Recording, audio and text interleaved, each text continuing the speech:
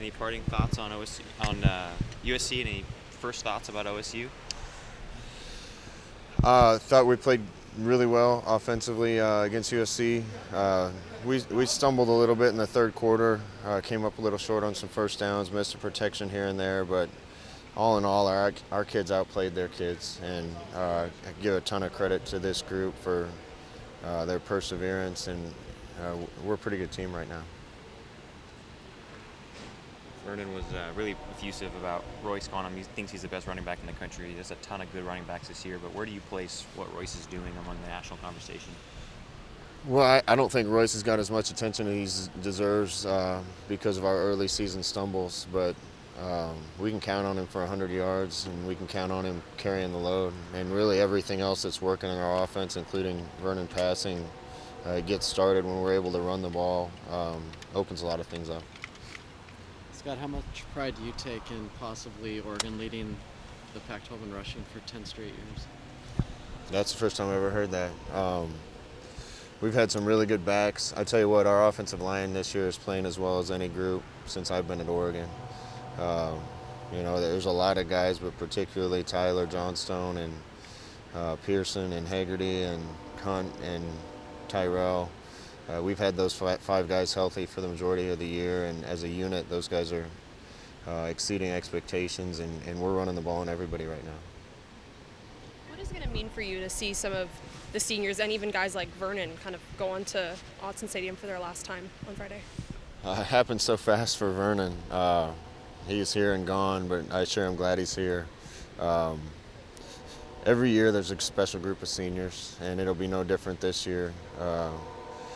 Think about guys like Tyler Johnstone that's been here as long as I can remember, and he's been through some ups and downs, but and there's a bunch of guys on both sides of the ball.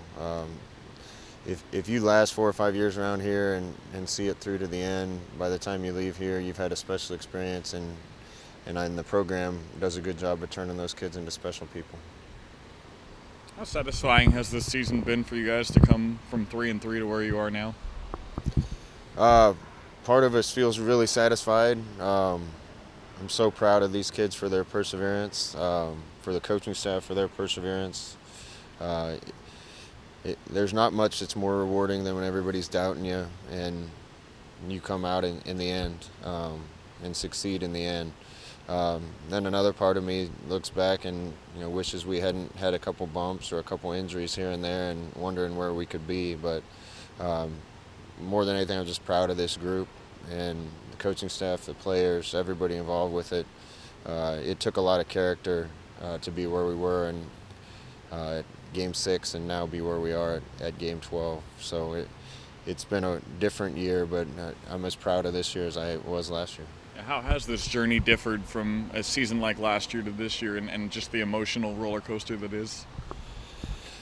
Yeah, we've been on a big upswing here lately, but there were some dips early, and like I said, a lot of people around the country would have jumped off the bandwagon and cashed in the chips, and this group came closer together and rallied, and so proud of the players for what they've accomplished. Hey Scott, with Oregon State not having a very good year, it seems like maybe the rivalry aspect isn't quite as heated this week as it could be. How does that kind of feel to you? Is there any luster taken off of the Civil War because of Oregon State and what they're doing right now? No. This is still Oregon State to us. We got a short week to prepare, and our kids want a piece of them. I'm sure they want a piece of us. What challenges could they present defensively if they play well? Well, they're a Pac-12 team with a good deal of talent. I think they are really multiple on defense, give you a lot of different things, a lot of different blitzes, a lot of different looks, and a lot of different coverages. So with a short week and not much time to prepare, we got to be attentive to learning and attentive to what they're doing during the game to make sure we don't make mistakes. Do you have much overlap at all in the past with Gary Anderson or his staff? Any guys on the staff? Not really. The one thing that gives us a little bit of relief is, they're mostly an odd team, and that's what we see against our defense all the time. So there's some similarities you can draw between what we do on defense and what they're doing, which makes our kids a little more familiar with the things we'll see on Friday. Favorite Thanksgiving dish? I'm from the Midwest. I'm just turkey and stuffing, buddy. What are you thankful for this season?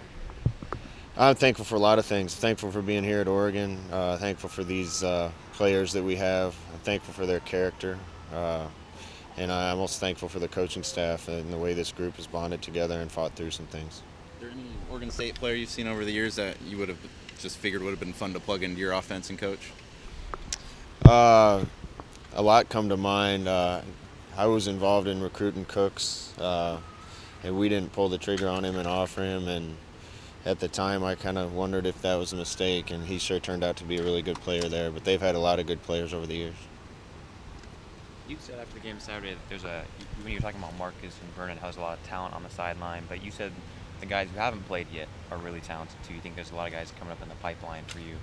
What's the future look like beyond this year? You think of that position? You still as high as you have ever been on the quarterbacks?